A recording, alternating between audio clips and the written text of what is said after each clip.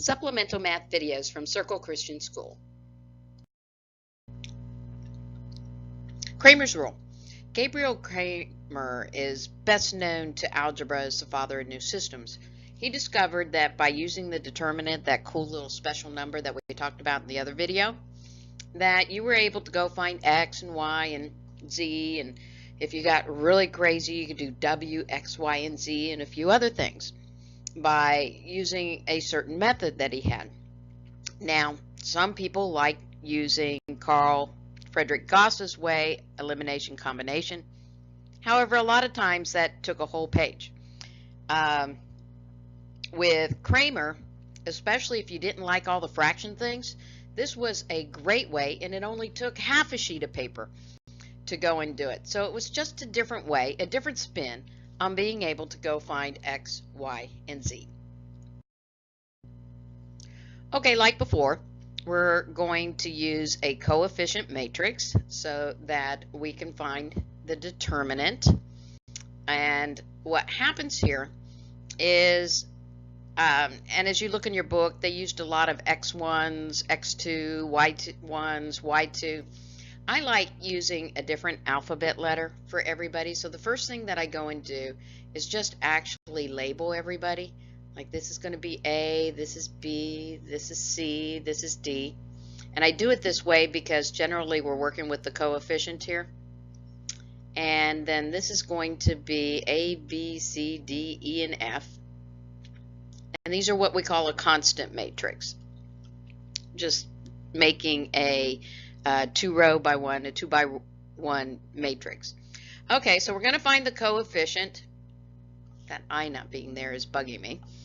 Coefficient, yeah. Okay, so same thing. We're going to multiply up. That gives us the -6. Going to multiply down. That gives us the -20. And that in turn gives us -20. Take away. Remember to use those little circles. It keeps the integers happy. -6, so this is going to be a plus sign. So our final result here is going to be a -14. Okay, so I know it's a -14. So what I'm actually going to do here is do a little bit of erasing so I can get rid of some of the junk, but I'll fill back in here in about a second. Okay, so the guy on the bottom here using Cramer, and again, this is what is a great way if you don't like fractions when you're doing systems.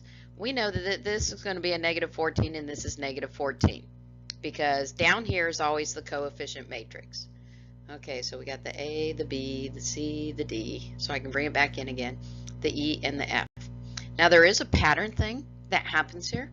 You just got to kind of take a look at it and practice it a couple of times so that you can start to see it.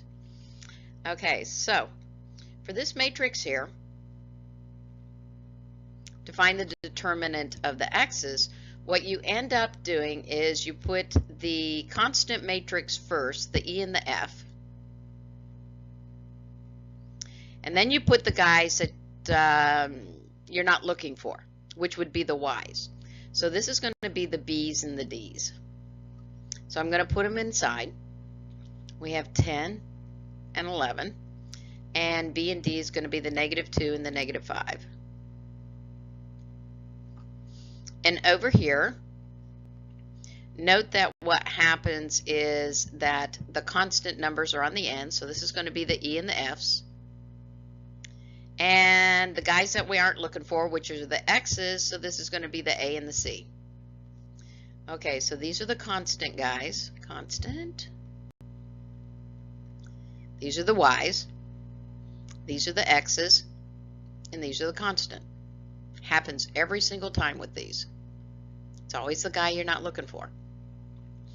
Okay, so A here is going to be 4, C is 3, and then the 10 and the 11.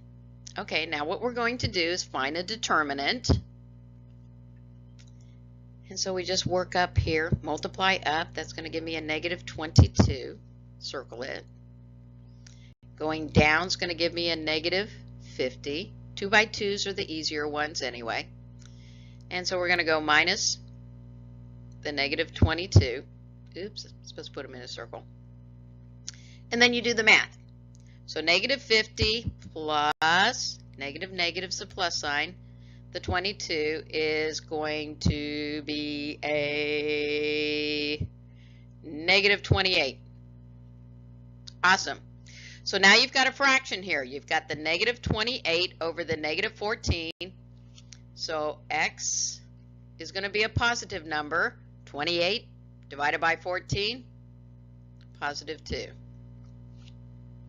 Okay, I'm going to do the next matrix here. This is going to give me a 30. Circle it. Going down is going to give me a positive 44. Okay, bottom number, take away top number, the 30.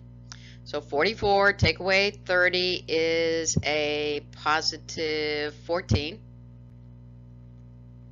So positive 14 over a negative 14, y is going to equal a negative 1. Again, it's just a different way to go and do it.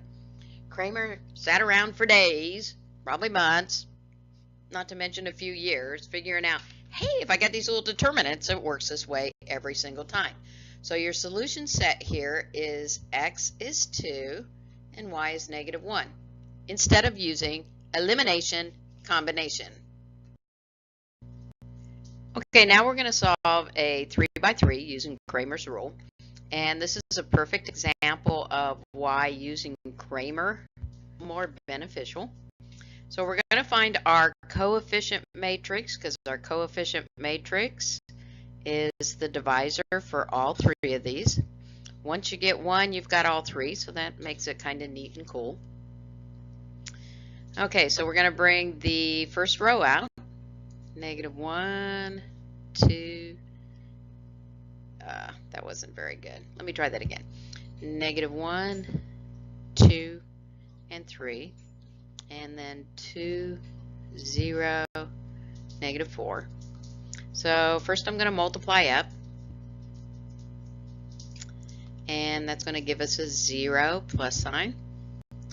Negative 4, negative 1. Going to give me a positive 4. Very good.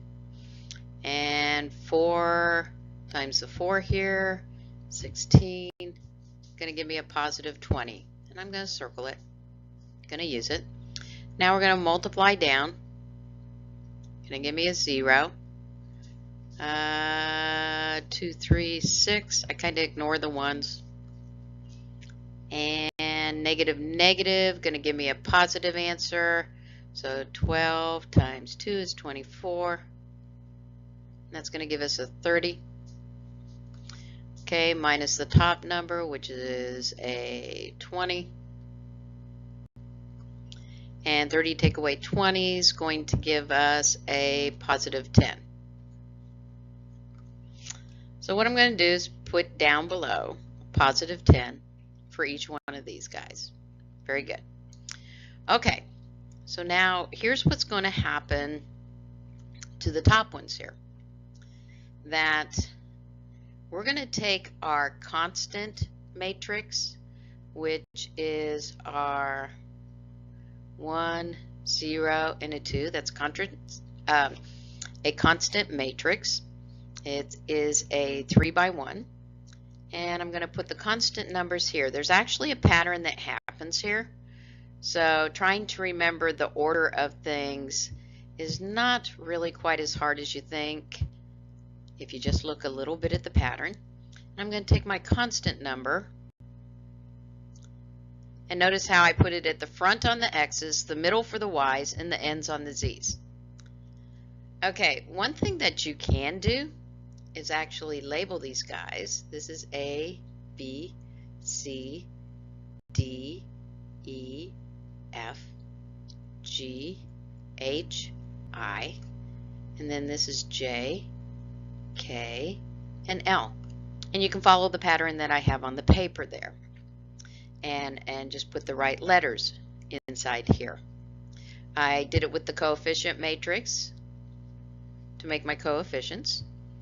And so now taking a look at what happens with X, Y, and Z, that we had the constant number, front, middle, back, And now what I need here is everybody that I'm not looking for. I'm looking for x's here.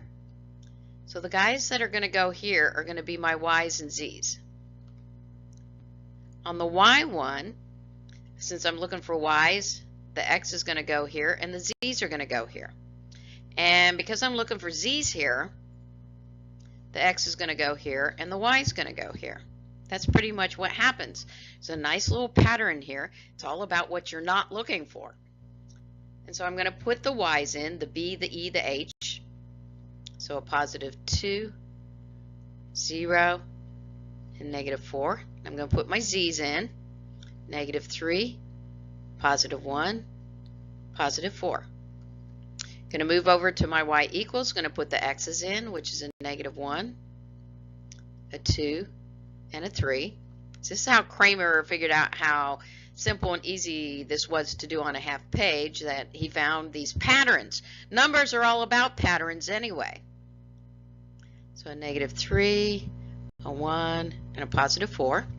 Going to take my x's here, negative 1, 2, 3, and my y's, which are 2, 0, and a negative 4.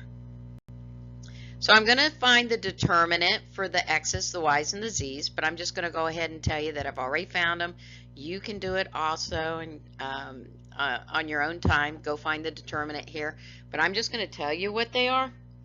So for x, the determinant up here is 8. For y, the determinant up top here is a negative 15. And for the z's, the determinant is a, I gotta find it, negative 16. Oops, sorry, that wasn't supposed to be that way. It's actually supposed to be this way. Okay, and so what we have over the x's is actually an 8 over 10. Which is the same thing as 4 over 5, positive 4 over 5. So x equals 4 over 5. And the y's are negative 15 over 10, which equals a negative 3 over 2. So the y's equal a negative 3 over 2. And z's are a negative 16 over a 10, which equals a negative, divide both by 10, a negative 8 over 5. So the z's equal 8 over 5. So our solution set here is 4 over 5, negative 3 over 2, and negative 8 over 5. Which, if we had, oh, it wasn't supposed to make a straight line.